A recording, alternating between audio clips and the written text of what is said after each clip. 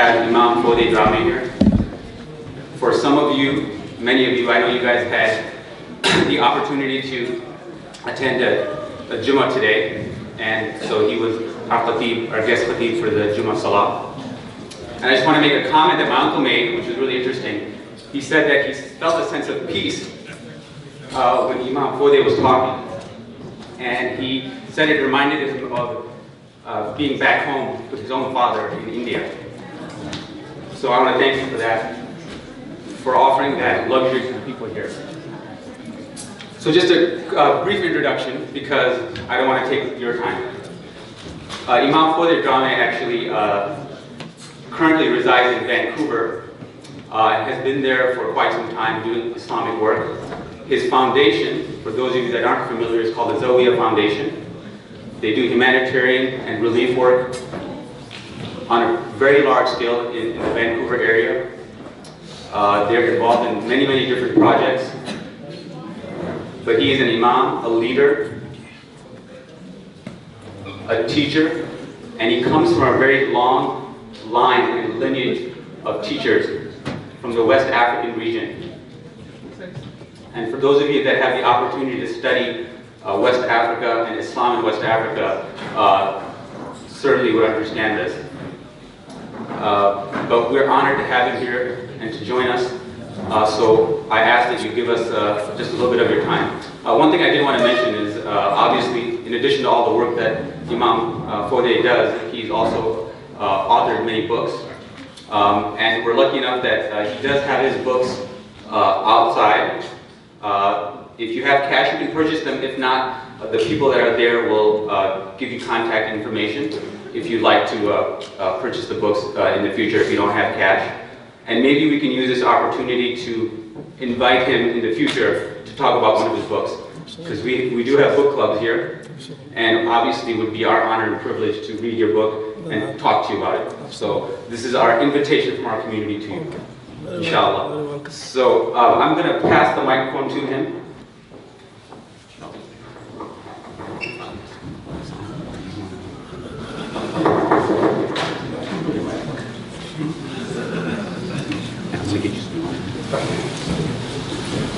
السلام عليكم.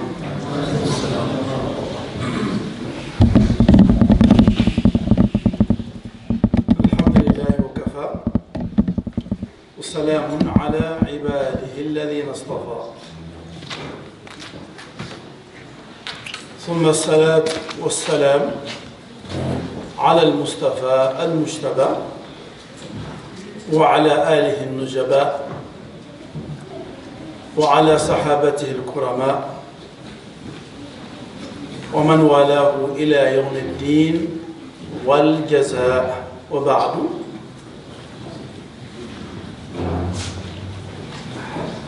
Alhamdulillah, wherever believers are gathered, and they are gathered only to study the book of Allah and the tradition of his messenger alayhi salatu wassalam. That is a blessed gathering for sure. Definitely they'll have angels who will come and surround them with their wings, and Sakina and Rahmah will come. So that's what is happening in this space, in this moment, and we will take advantage of it. We'll do our best to live here in a better condition than we came.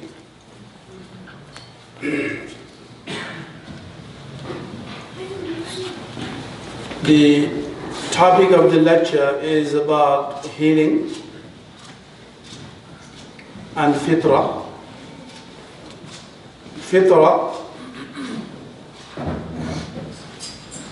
means the natural disposition in which God disposed something, in which God first created something is called the Fitrah. And that Fitrah sometimes can have problems, and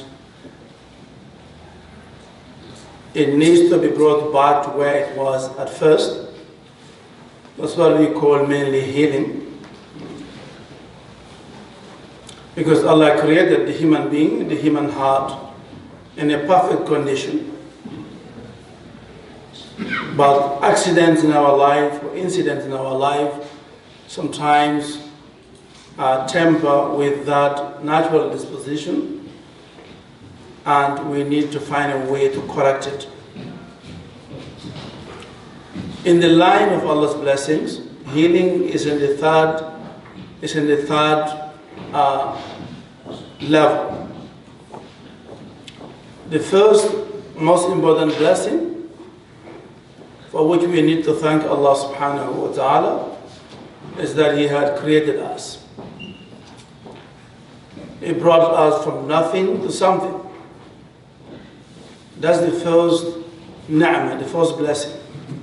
They call it ni'matul ijad or ni'matul khalq.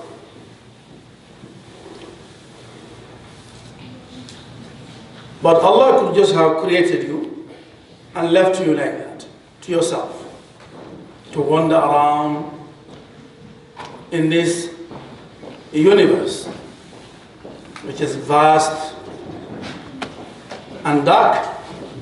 Allah could just create you and put you there. But no, He created you.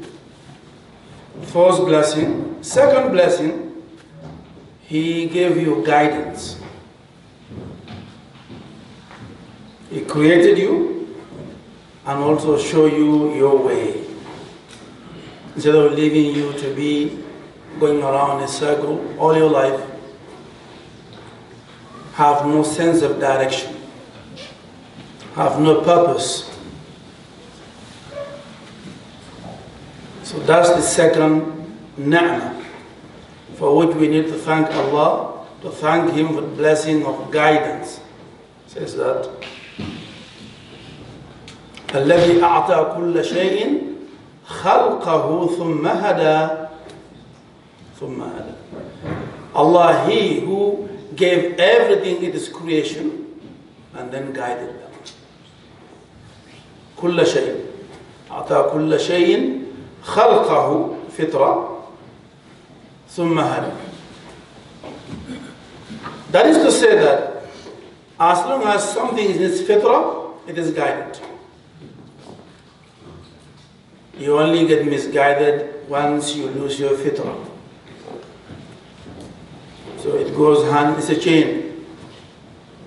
Allah creates you in your fitrah, and then He gives you guidance. He gives you a light by which to go.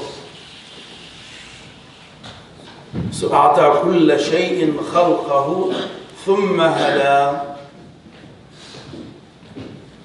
But that's not all of it either. He could just create you and guide you and left you to yourself. You're still incomplete. That's why He completed His blessings on us. Everything that we need has been given to us. So third, ni'mah. So He created you. First ni'mah. You have to thank Him for that every day, every moment. And then He guided you. You thank Him for that every day, every moment. Third, blessing. The blessing of rizq. Provision is the sustenance. And when there's a sustenance, it's not only bread and water. It's not only rice and bread. That's provision and sustenance. But that's not the most important sustenance. Of course not. That's a sustenance for your body. But your soul needs sustenance. Otherwise it dies. Your soul can die. Your heart, because every living thing needs to be sustained somehow. That's created. So your heart, your soul need sustenance. If you don't sustain them and maintain them, they will die. Your heart can die, and your soul can die within your living body. An example of that is a mother who has a stillborn baby. Mother's carried, accident happened, the mother's living, but the baby inside their womb is dead. And that's how a soul dies also in your body, if you do not sustain it. How do you sustain your soul and your heart? With Iman, faith and knowledge. Iman and ilm. Those are the food and drink for your heart and your soul.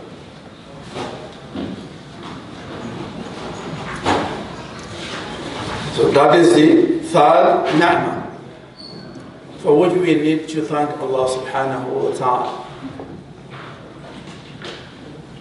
After the blessing of creation, of guidance, and then sustenance. But that's still not all. Because we can go through all Allah's blessings, but these are blessings that everything comes back to. The four fundamental blessings. Then fourthly, if you do get sick, He heals you. Shifa. Shifa becomes the fourth blessing.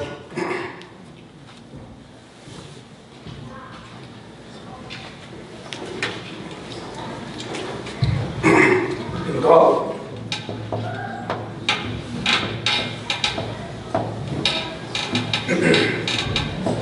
The four fundamental blessings.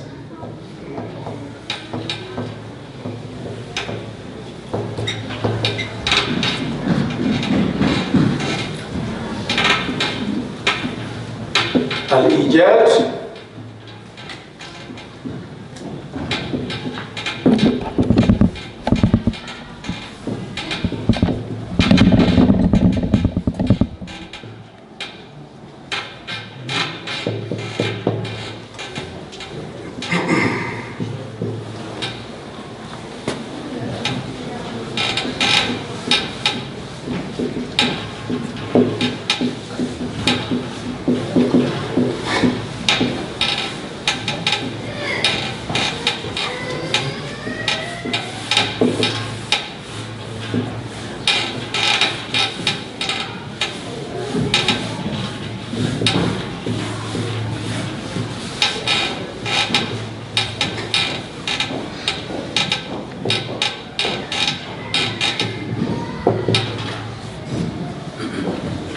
so we can say that they are in this order in an ayah in Surah Ash-Shu'ara. This is the statement of Sayyidina Ibrahim alayhi salatu wasalam, as he was talking to his people.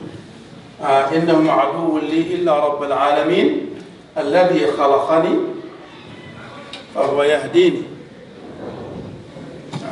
He said to his people, all your idols and gods are enemies to me except the one who, the Lord of the universe, He who created me and guides me. خلقني فهو يهديني والذي هو يطعمني ويسقيني. الطعام والشراب. يطعمني ويسقيني. Does He give me food and drink. وإذا مرضت فهو يشفيني. And if I do get sick, He, Allah subhanahu wa ta'ala, heals me. So healing, as only God does all of this, there's no doubt only God can heal. What the doctors do is that they create a veil for Allah's Qudrah. Doctors don't heal, Allah heals. Nobody should have an illusion about that. If they can heal, they won't get sick themselves. So God heals. But these are asbab, things that human beings do, and Allah covers His qudra. Allah's qudra is behind the veil, that's making the things work. That's why Sayyidina Musa asked Allah, doctors heal or you heal? Allah said to him, I heal. He said, what do they do then? Allah said, they get their rizq. That's the meaning. I put their rizq in that profession, being a doctor. So they do things, and I'm the one who does the healing. So those are asbab, but the qadir, al-shafi, Allah subhanahu wa ta'ala. It is Allah who heals. So these are the blessings, and not all of them, but everything comes back to this four.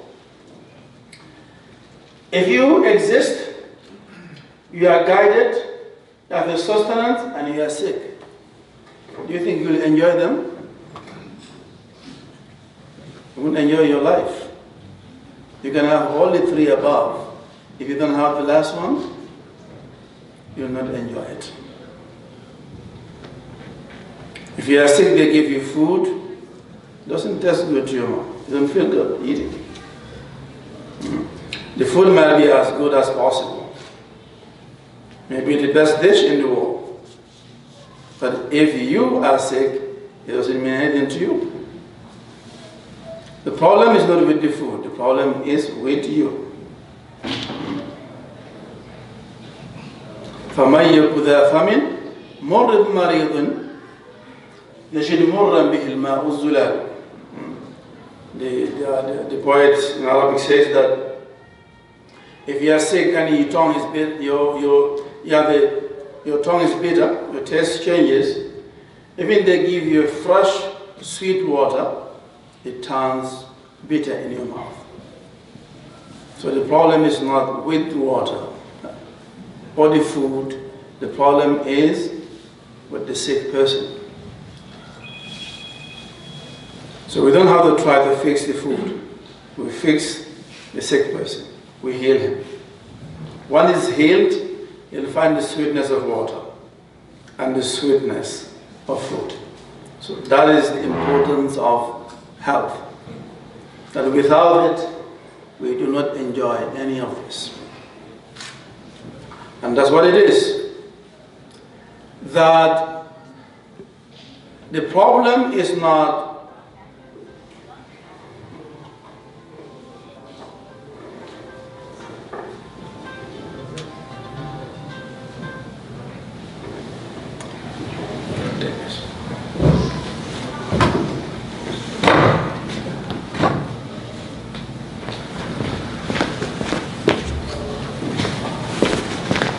but very often we try to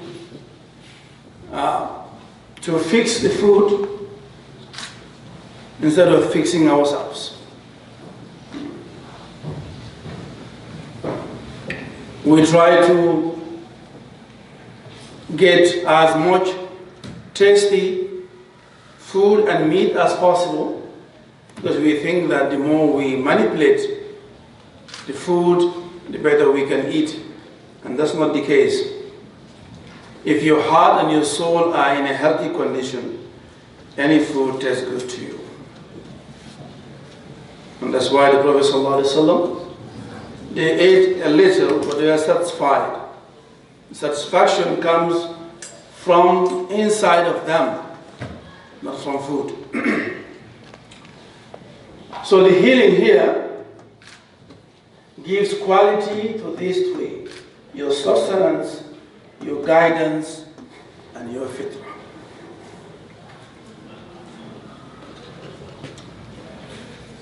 So now, where do we get healing from? What are the sources of healing for us?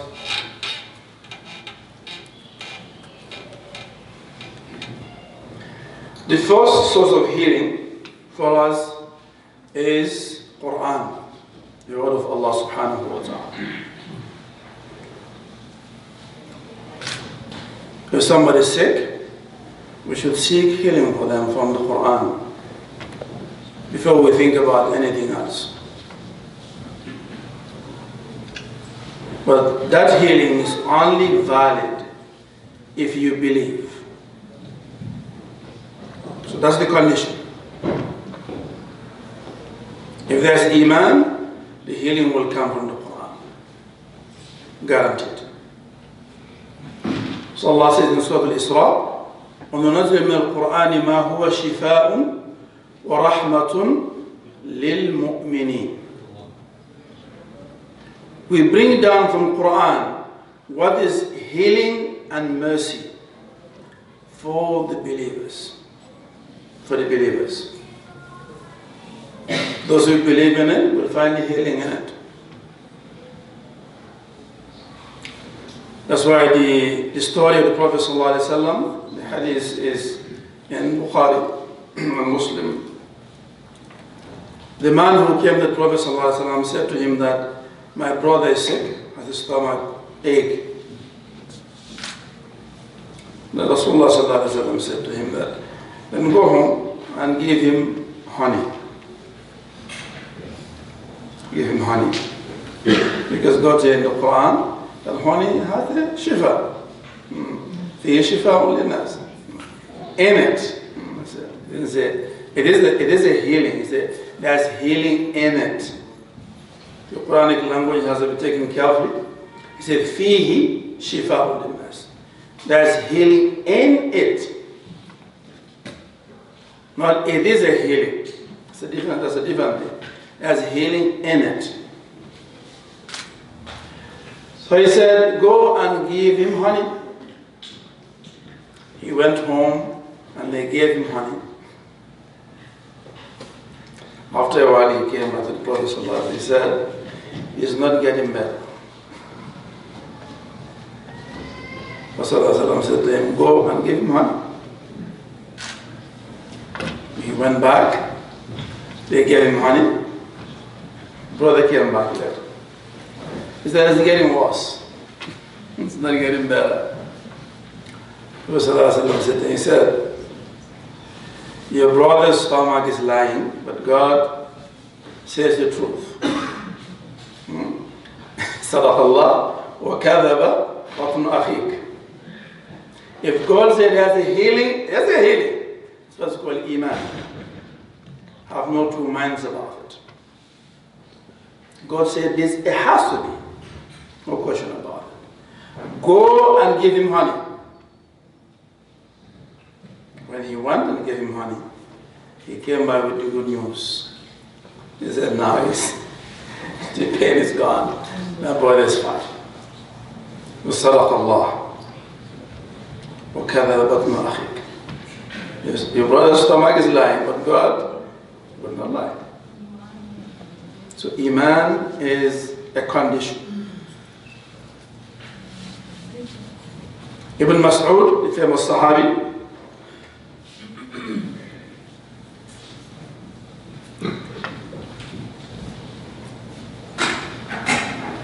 they were passing and there's a woman who was attacked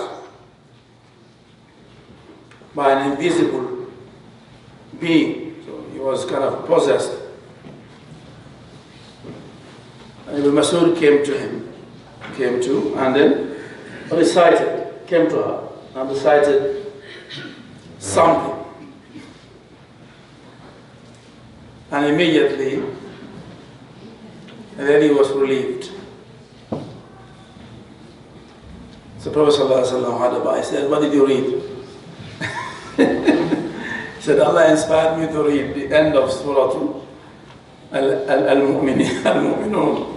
He said, so in the Surah Al-Mu'minun, he said, فَتَعَالَى اللَّهُ لِمَلِكُ الْحَقِّ لَا إِلَهَ إِلَّا هُوَ رَبُّ الْعَرْشِ الْكَرِيمِ till the end. He read it and the lady was back to her normal self instantly. Because Ibn Mas'ud believed in what he was reading. If somebody do it without believing in it, it will not work. The problem is not with the Quran, it is the same Quran. Ibn Mas'ud was reading and it was working for him. and you are reading is not working for you. What do you think? The problem is with you, not with the Quran. If you fix your iman, it's going to work for you the same way. As it worked for thousands of righteous men and women. The same Quran works for one, does not work for you, is on you, the honor, to make that happen. So iman is a condition to find that healing in the Quran. But healing is definitely in the Quran. Rasulullah sallallahu alaihi wasallam says, "Alaykum bishifa'ain al-Quran wal-asal." I advise you to hold on to two types of healings, Quran and honey. Bishifa'ain. Alaykum bishifa'ain al-Quran wal-asal. Quran and honey. Quran heals you inwardly, outwardly. Honey will heal you only physically, but Quran does both. Heals your heart, heals your soul, and heals your body. All together. So that's the most comprehensive healing. And that does not exclude that seeking other forms of healing is good, as I said. If honey is good to use as a healing, then sure, other plants and herbs and trees, whatever Allah has taught human beings as forms of healing. Rasulullah sallallahu alaihi wasallam said, "Tadawaw," that treat yourselves. That Allah hasn't sent any sickness, but also sent the healing for it, the cure for it. Every time a sickness comes down, God will also send down the corresponding cure and healing for it. But you have to seek it, whether you seek it in the Quran or from the experience that Allah has taught human beings. وَعَلَّمَ الْإِنسَانَ مَا لَمْ يَعْلَمْ. Also there is a beautiful hadith about a Sahabi, a companion of Prophet sallallahu alaihi wasallam, who had a dream. And it used to be the practice in the Prophet sallallahu alaihi wasallam's time that every morning after the Fajr prayer, Rasulullah sallallahu alaihi wasallam would turn around and look at the congregation and ask them, "Did anyone see a dream last night?" That was the practice. Because dreams are an important part of our life as believers. Because true dream comes from God.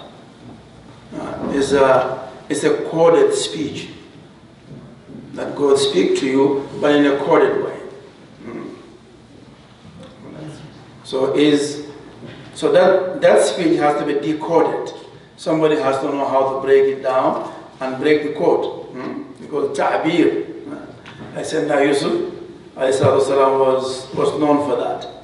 To break down the code of God's speech, that He speaks to you in your sleep. That's what we call dreams. So this man dreamt. Somebody said, "I dreamt last night." What did you see? He said, "I saw a cloud. رأيت ظلة. I saw a cloud. And this cloud, something is coming down like a rain from it. It's not like a normal rain. It is like honey and cream. تقطر عسلا وسمنا. There was honey and cream dripping down from this rain. He said that I saw people coming from their houses, everybody coming with their container, and they are collecting from this cream and honey. And then from this cloud came down a rope. And then I saw you.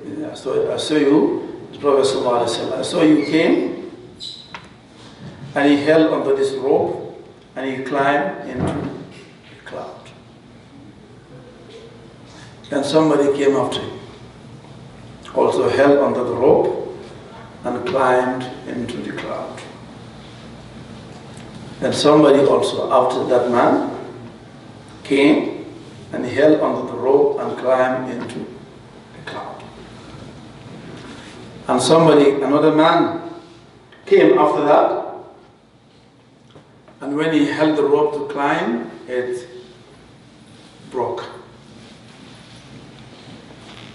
But somehow the rope was sort of reconnected, and he ended up also climbing into the cloud. So when the man narrated his dream, the Prophet ﷺ, and Sayyidina Abu Bakr, and the Sahabas were there, so Abu Bakr said to the Prophet ﷺ, if you allow me, I'm going to interpret this dream. The Prophet ﷺ said, go ahead. He said, interpret. And Sayyidina Abu Bakr was a very good interpreter of dreams. So he said, the cloud is Quran. Abu Bakr's interpretation. He said, Abdullah al-Quran. And the honey and the cream coming down from the cloud is the sweetness of Quran. And the people coming to collect it are those who read Quran. Some read less, so they get less of that substance, and some read more. He said the rope is the haqq, the truth, on which you are. You hold onto that haqq, and God will raise you up. And somebody else will hold onto the same rope, God will raise him. Somebody else, God will raise him.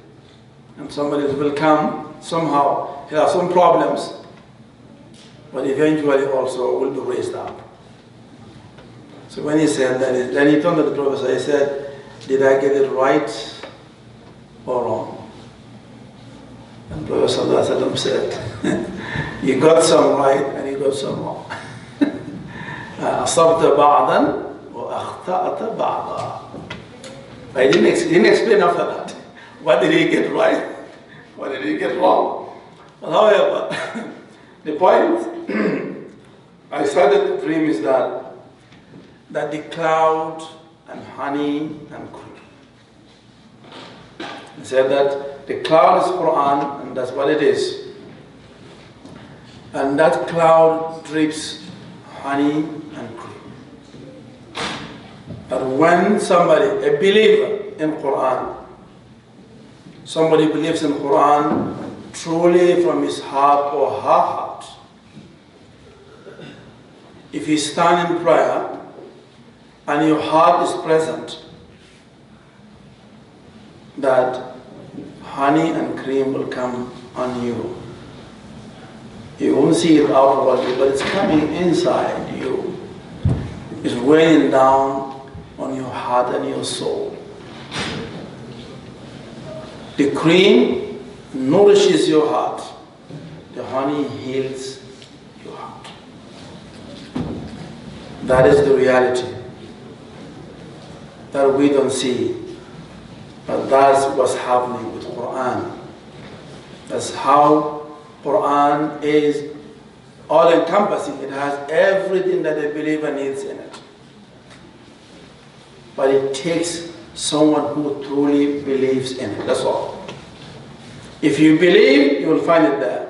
Like Ibn Abbas says, radiallahu ta'ala anhu, he said, if the robe of my camel goes missing, I will go and look for it in the Quran, and I will find it. Yes. I have a beautiful story of Abu Hanifa, yarhamhullah, and the man who came to him and said that, Abu Hanifa, can you pray for me? I lost. I buried my money somewhere and I forgot where I buried it. In those days, there's no bank, so you go somewhere, when you look around, there's nobody watching you, you dig, and you put your money. I did that myself. I had my things inside the earth. So you dig, you bury it, you leave a mark there, of course, otherwise that's it, it's gone. And many people lose their wealth like that. So he said, I don't remember anymore where I buried it. I never said to him that, go and pray 2 rakah, inshallah, you will remember. When you pray 2 rakah, you will remember. So he went. Because when you are praying now, you are in God's presence and everything becomes, light comes. When light comes, you will see. Or you will remember, at least. So he went, make wudu, make 2 rakah. And as soon as he said, Allahu Akbar, began to recite the Quran, he remembered where the money was spent. And he came to Abu Hanifa. When he saw him coming, smiling, did you find your money? He said, yes. He said, but I hope that you did not break your prayer in the middle. He said, I did. As soon as I remember, I said, if I want to pray only 2 rakah, I'm going to forget. So he broke his prayer, he went. So don't do that. Allah will, inshallah, will keep it in your mind. But anyway, that is because of Iman, faith. So it's not because of the man, but Abu Hanifa is a true believer. And because he obeyed his commandment, it happened. Obeying somebody who truly believes also works. See that? So that's Iman.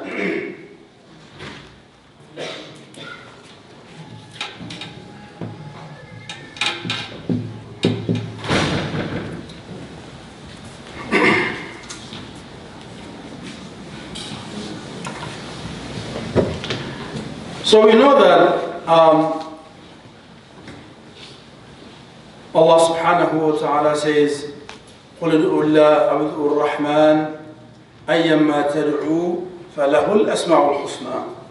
That call me by Allah or call him by Ar-Rahman, whichever name you call him by, all the beautiful names belongs to him. And these names of Allah subhanahu wa ta'ala, that's what they are there for, is to call him by, or to use them as means of asking him, Azza wa Jal.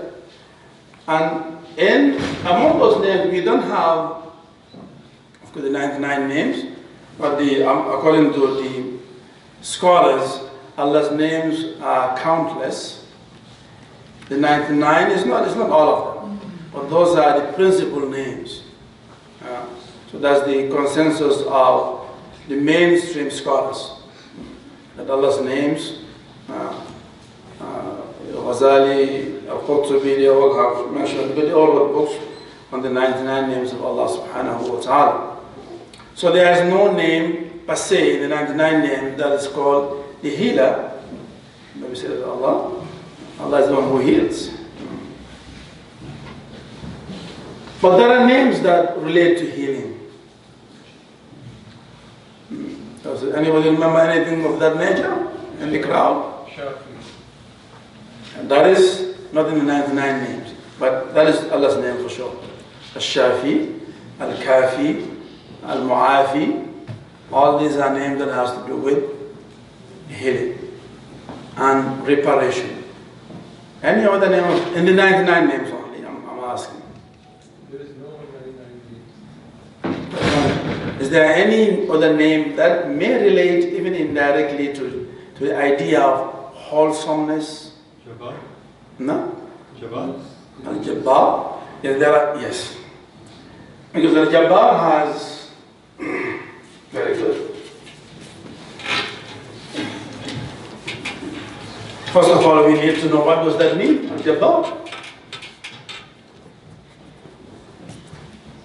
So I have a book here, 99 names. My commentary on the 99 names of Allah subhanahu wa ta'ala in English. What does Al-Jabbar means? There are different meanings of that word. But anybody knows what it means? Hash. Okay, somebody said Hash. You proposed the name. Why? Hassan, do you remember why? But it does relate to with the idea of Jabara, Yajbur. Jabr, the name Jabr comes. It's a medical term in Arabic. The one when something is broken. Sounds right.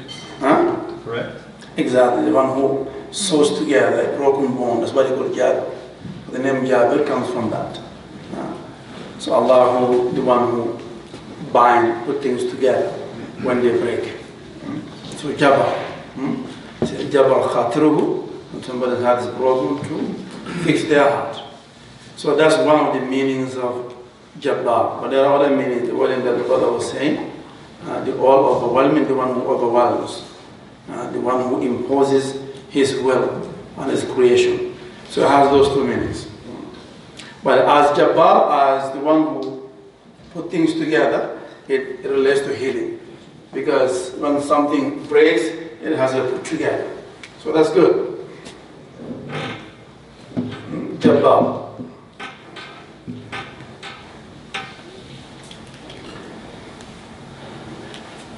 Any other name?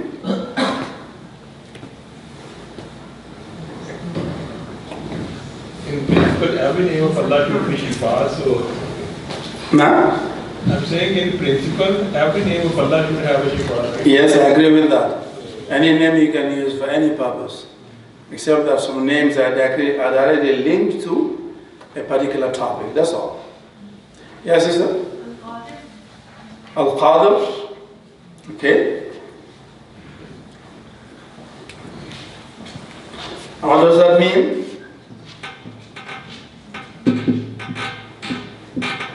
What does Al-Qadir mean? Who can do anything? Yes. So the all powerful, the all able. Al-Mu'izz. Al-Wadud, I'll take that. I'll take that, inshallah, we'll see. But I'll accept that. Because we are trying to analyze the idea of healing. So that's why I'll be selective. So all names will apply in the end, but I want to create the concept of healing. Yes, that's what I was looking for, definitely. As-salam. How can we forget that? Salam.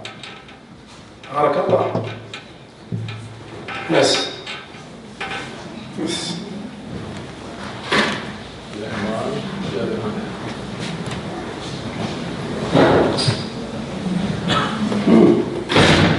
It's very good.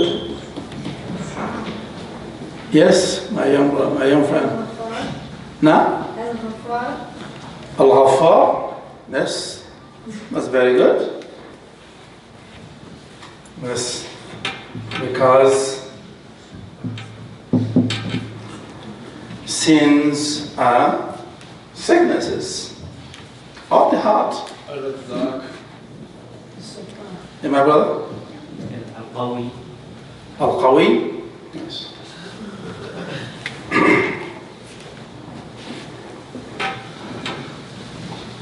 Somebody said Al-Razak. We have that on the result, so I'll leave that out. Now? Wahhab. Yes. I can take him.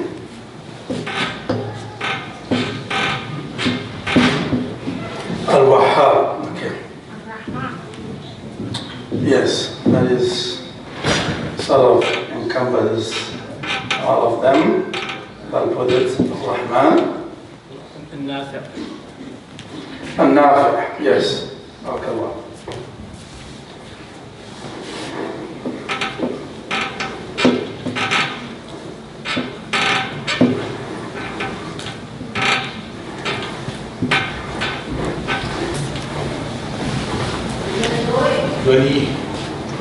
Nah. I think there is one more. Yes, brother. Ya Ghani. Al-Mughni. Ya Ghani and Mughni. Ghani al-Mughni. Okay, I'll put that, yes. Yeah? Al-Qayyum. Al-Qayyum. Yes. So now to piece these names together, I'll come out with the concept of health and healing. What do we mean by health or by healing? So Al-Qawi, honest. What is it? Al-Qayyum. Al-Ghani al-Mughni.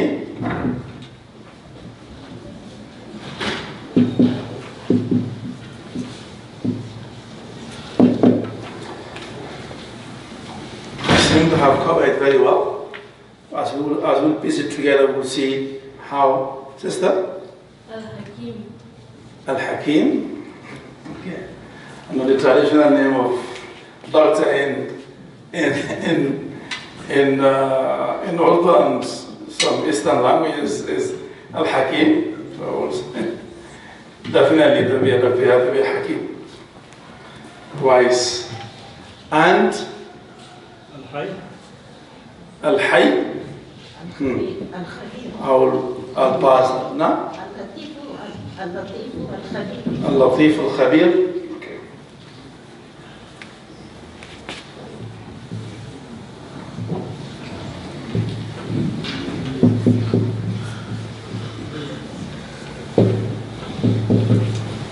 Okay. Al-Mujib. Al-Mujib. Okay. I won't take that directly. Yes? Jalal wal Ikram. Okay. Does not directly link to health. Now? Al-Alim. Al-Qarib. Alim or Qarib? Alim. Yes.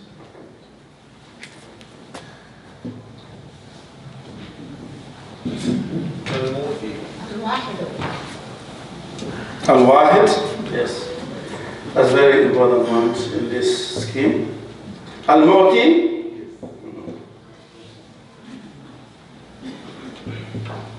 Okay, there is one that that is crucial to the thing that I haven't had.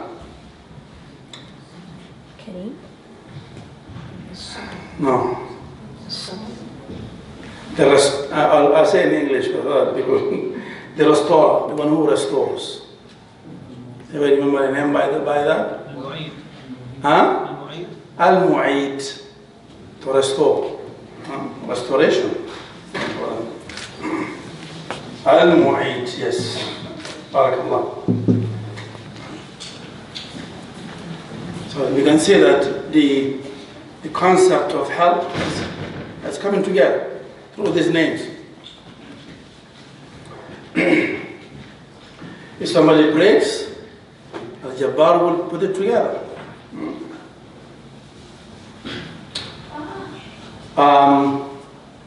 Al-Wadud is affection, they're all affectionate, and that also lack of affection is also a form of sickness. So affection will correct that problem, the problem of hatred. The central name in all this is As-Salam.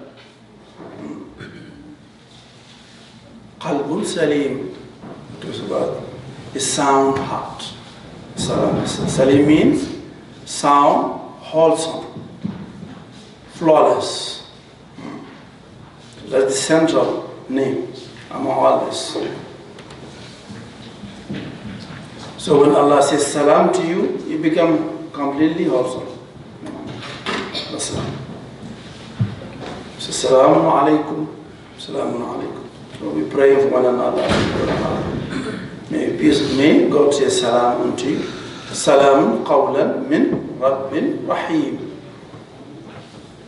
So ya salam. So twice in the Quran, God connects the heart to salam. وإن من شيعة إبراهيم إذ جاء ربه بقلب سليم. If you come to Allah and your heart is not sound, you can't enter his presence. You can't be close to him if he is sick. I'm talking about not physically, talking about your heart and your soul. If they are sick, you can't get close to God. You have to be healed. So, إِلَّا مَنْ أَتَى اللَّهَ بِقَلْبٍ سَلِيمٍ. Only one who comes to Allah with a sound heart will succeed in their judgment. So this is salam. Ghaffar is sins, kills the heart, deadens the heart. Rasulullah says if somebody commits a sin, then there is a dark spot comes on your heart. If you make istighfar, that's the sickness is coming, and it goes away. If you leave it, it's going to grow and grow until your heart becomes dead. I had the story of Sa'id al-Musayyib, the Tabi'i, the scholar of Medina, and the king of that time, Abdul Malik bin Marwan. Marwan came for a visit to Medina, and he went to visit this scholar. And those are true scholars who have no fear, they say the truth. So Abu Malik said to Sa'id, he said, Sa'id, something happened to me, I don't know what it is. He said, what is that? He said, now, when I do something good, it doesn't make me happy. When I do something bad, it doesn't make me feel bad, it doesn't make me sad. So the scholar said to him, Sa'id, he said to him, لَقَدْ تَمَّ فِيكَ مَوْتُ الْقَلْبِ. He said, that means that your heart is completely dead. When your heart is not happy when it sees something good, it doesn't feel sad when it sees something wrong, that means your heart is not responding to good and bad. That's a dead heart. He said, your heart, to the king, لَقَدْ تَمَّ فِيكَ مَوْتُ الْقَلْبِ. So Ghaffar is important. That's what it does. When the sins are attacking your heart, that comes and removes them. Al-Qawi, weakness, the strong, all strong, the one who give his strength to us, because human being is created weak. خُلْقَ الْإِنسَانُ ضَعِيفًا. But weakness has two kinds. There's one that is praiseworthy, and there's one that is blameworthy. Mahmudun or madmum. The blameworthy weakness is the weakness of your deen and your iman. The praiseworthy one is to be aware of your own human weakness. That you are weak and that Allah is strong. That is a praiseworthy weakness. That's why Rasulullah sallallahu alaihi wasallam says, Abu Bakr da'ifun fi nafsihi, qawiyun fi dinihi. Abu Bakr is weak in himself, strong in his deen. You can be weak in your deen. Umar qawiyun fi nafsihi, qawiyun fi dinihi. Umar is strong in himself and strong in his deen.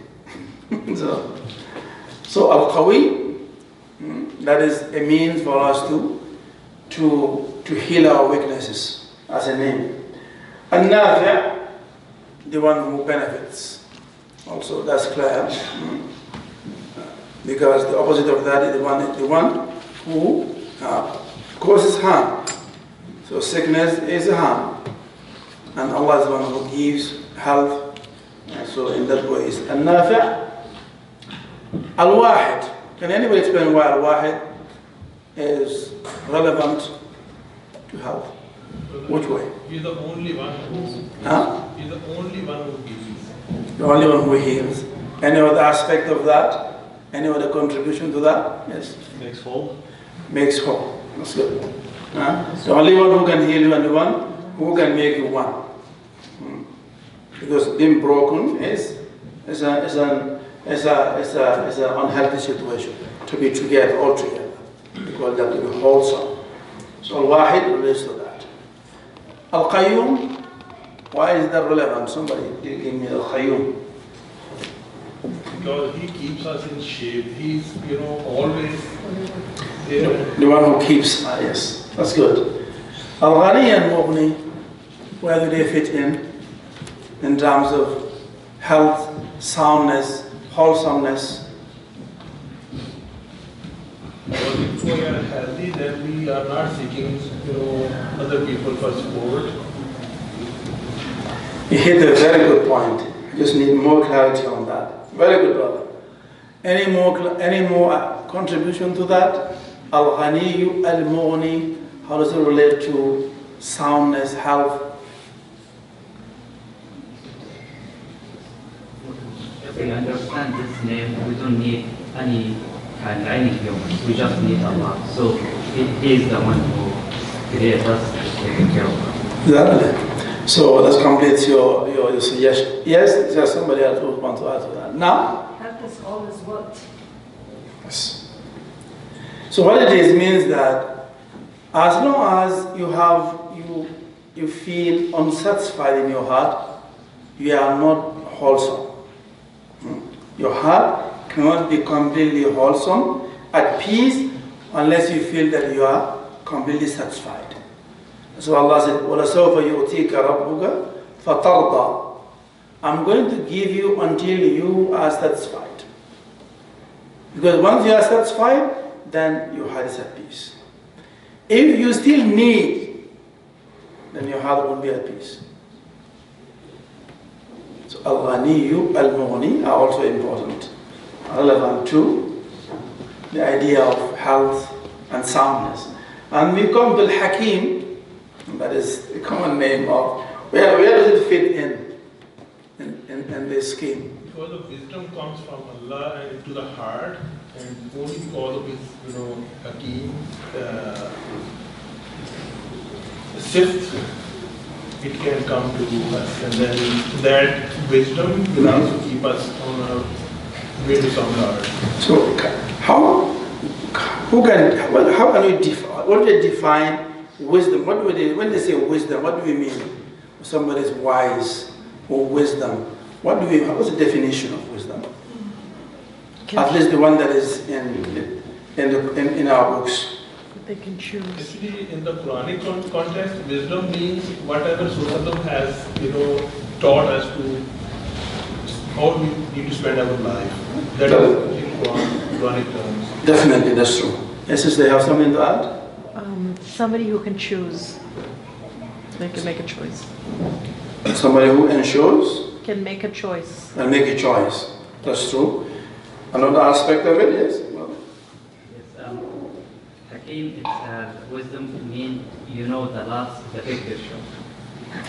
So there is another meaning in Arabic of the person or the one who healing. So we have wisdom, we have also the Hakim.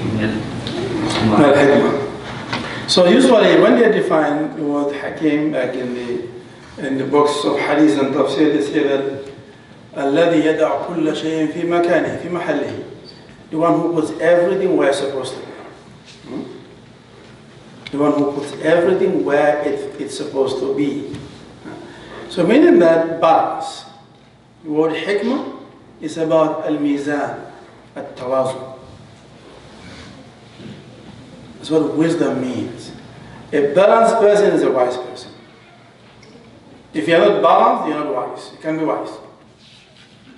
So health, of course, when there's sickness, there's some type of imbalance, for sure. Something's out of balance. So doctor's job is to find what is out of balance and to bring the person back again into balance.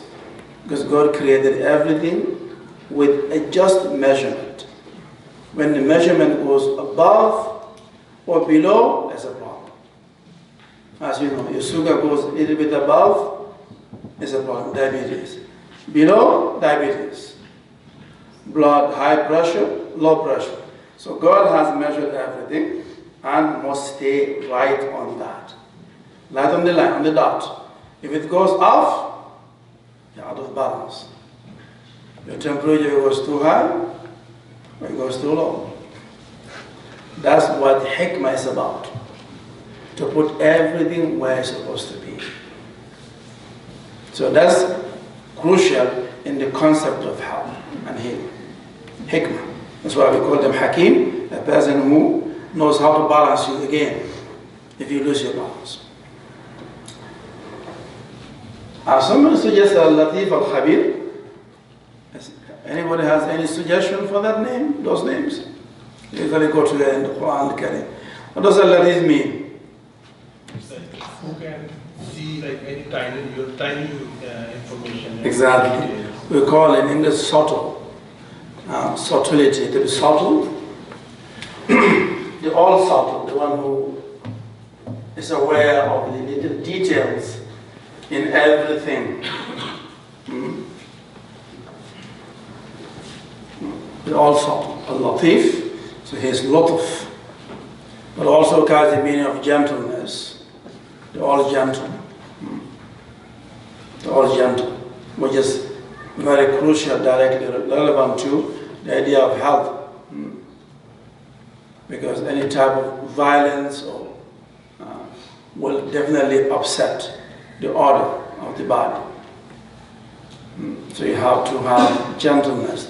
To be gentle with your own health. Don't put a burden on yourself, on your body, that you cannot bear, because it's going to impact your health. So, I had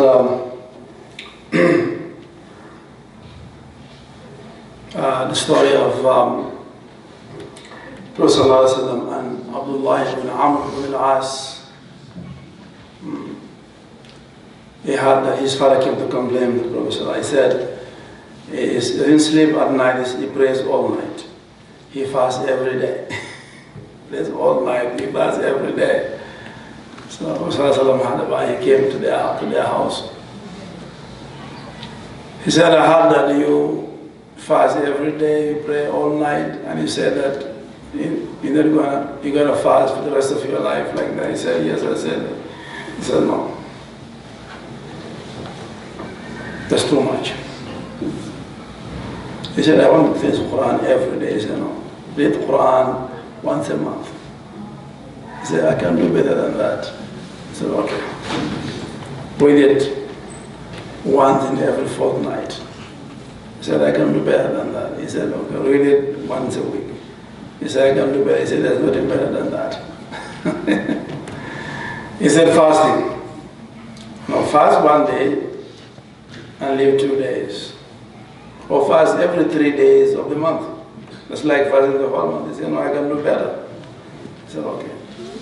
Fast Mondays and Thursdays. He said, I can do better. He said, okay, fast one day, live 2 days. I can do better. He said, fast one day, live 1 day. He said, I can do it. He said, there's nothing better than that. That's the fasting of my brother Dawood. Nothing better than that. So he was trying to make him, bring him, take Allah's rahmah, to have mercy. He said, everything has a haqq. Inna li zawjika alayka haqqa. Your wife has a right on you. Your visitor, your guest. ولطيفك عليك حقا ولنفسك عليك حقا. Your own soul has a right on you. Don't put a burden on your soul that it can't bear. It's going to collapse, it's going to crack. So that's part of Al-Latif and Al-Khabir. And where does Alim come in?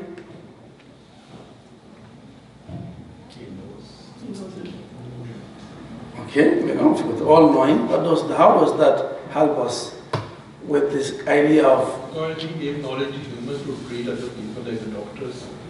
We take the example of doctors or hakims.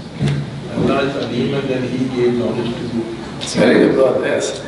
That's half of the answer. I just want the other half, if anybody can help me with that. Where does Alim comes in?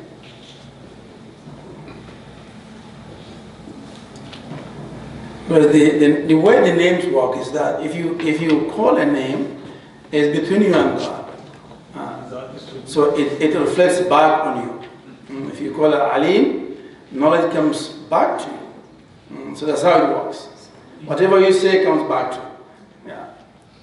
So how does that, where does that help in? Because there's some very subtle answer. He's the knower of the broken hearts.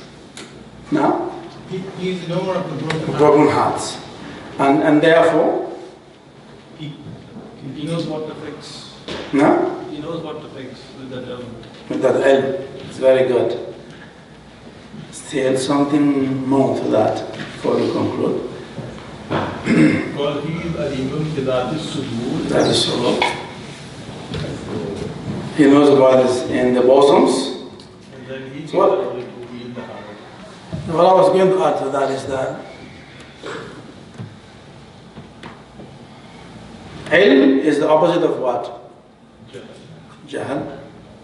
So is jahl a sickness or no? Exactly. Yes. Ignorance is a sickness. To heal that sickness, you have to have knowledge, cultivate knowledge. So that's what I was trying to get into the whole picture. So it comes back. You don't know, Allah knows. And if you call him by Alim, then he will give you knowledge to remove your jahl. Allah said about the human being, إِنَّهُ كَانَ ظَلُومًا جَهُولًا. Zulm and jahl, these are the two main problems we have.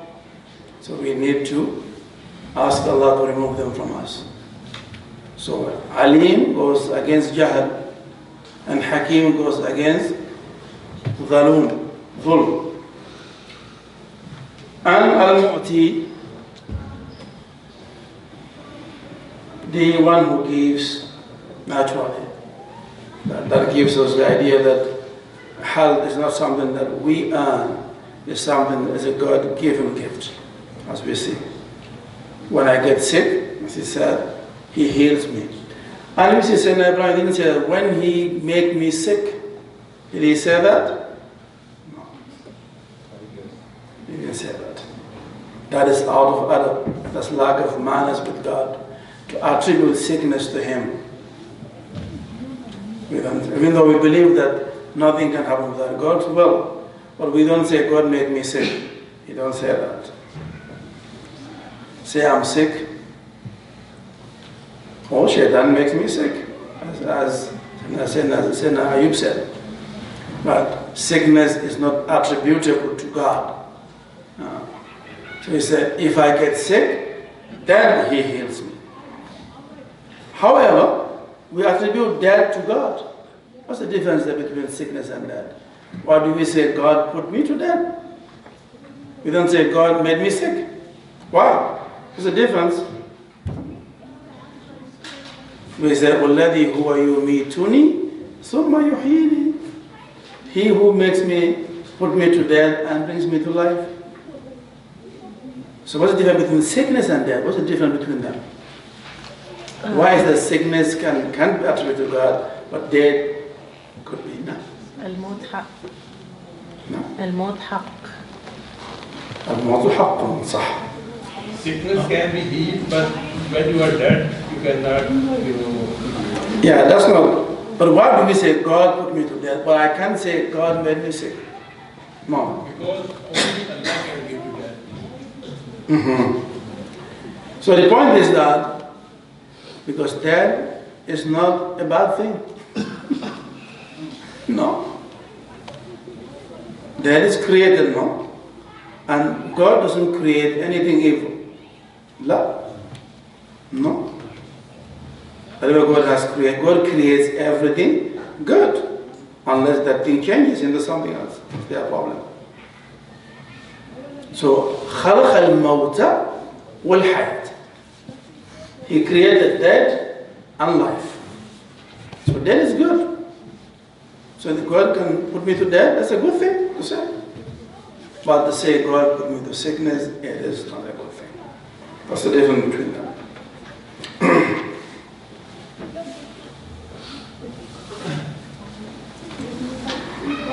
So that brings me to the last important al-Mu'id, which was hard to figure out, but somebody, mashallah, gave it to us. The one who restores you. The one who brings you back to the way he first created. Because the Al-Mubdi'u, Al-Mu'id, they are together. The one who initiates your creation and one who can bring you back, restore you back into your primordial state. Al-Mu'id. So that's an important name in relation to that. So inshallah, with that, I can leave people with question and answers. If there's any question and answers, but inshallah we'll make dua and then conclude. Yes, my brother.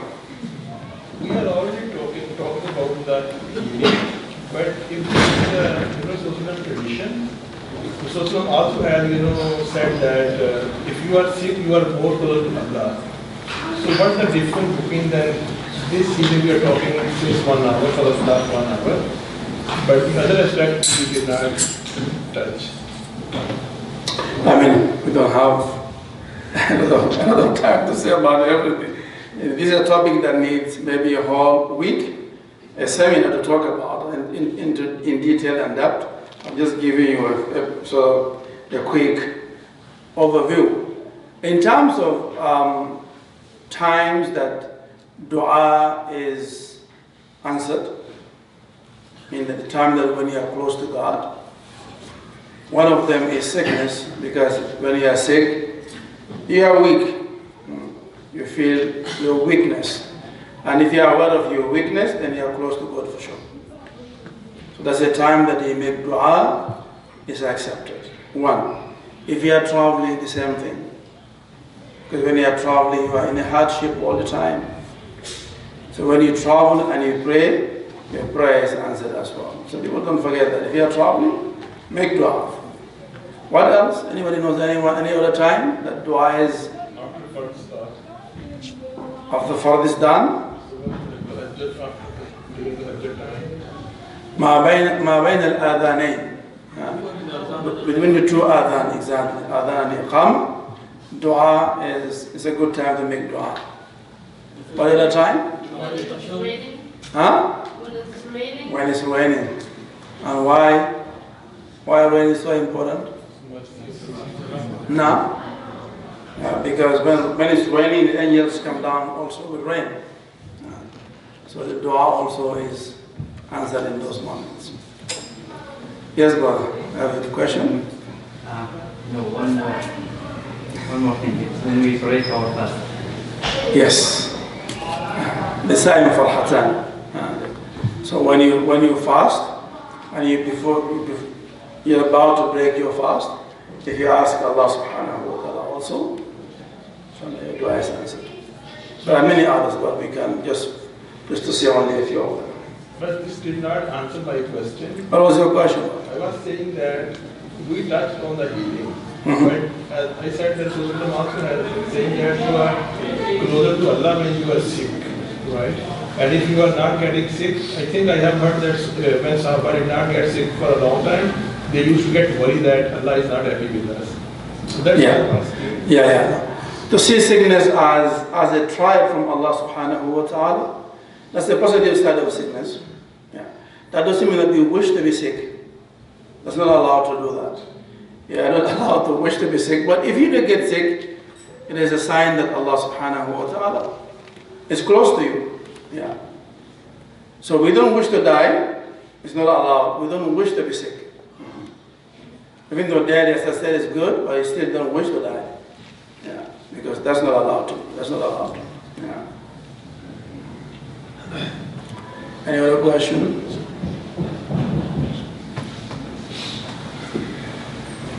Yes, brother? Yeah, so you said that that death is a good thing, sickness is a bad thing. No? You said that death is something that is good, but sickness is something that isn't necessarily good. But then you said that when you're sick, that God is close to you. Can you kind of explain how that way that sickness is not good then? No, it's not only sickness. It's that any situation where a human being can be in a hardship and difficulty brings you close to God. If you remember God, of course, in it. But if you are sick and you You don't remember God in your sickness, it doesn't mean that you're close to God then. It's only when it reminds you about God. Then yes, has a positive side. Only then. Is there a procedure to heal yourself using these? And how what would be a good way?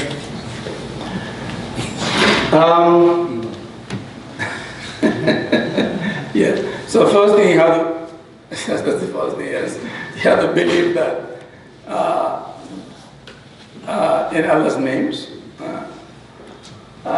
So if you have that, that's the first step. The second step is to actually use them. Well, I'll say that you start with as-salam.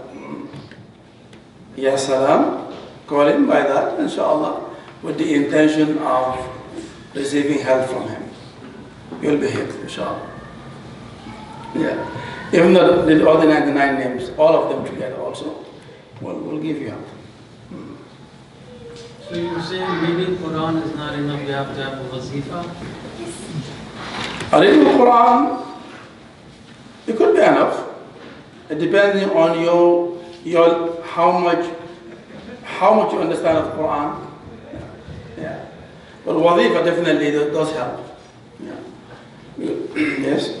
Can you speak on the ayats of Shifa? Ayat al-Shifa? Okay. There are 6 ayats in the Quran that talks about Shifa. Barakallah. They call them Ayat al-Shifa. And there is a famous scholar of Qira'at called Al-Qushayri. He wrote a very important book on the Qira'at. He got sick. And sickness was, they tried many things. He wasn't getting better. One day, in his sleep, he saw the Prophet ﷺ. He said to him, Aina anta min ayat shifa? He said to him, what's wrong with you? Why don't you use the ayat of shifa? Aina anta min ayat shifa? So when he woke up, he took a cup of water and recited the 6 ayahs of Shifa and blew it in the water, and he drank, Alhamdulillah Rabbil Alameen. He got the health back. So ayat of Shifa is in the Quran. That's what the brother was just asking. If you have Iman and you read them, those 6 ayahs, for yourself or for anybody else, inshallah, Allah will grant him health. One ayah in Surah Al-Tawbah, you will find them in the Quran. One Surah Al-Nahl, one in Isra, one in Shu'ara, one in Surah Al-Fussilat. So read them, inshallah. Allah give you shifa.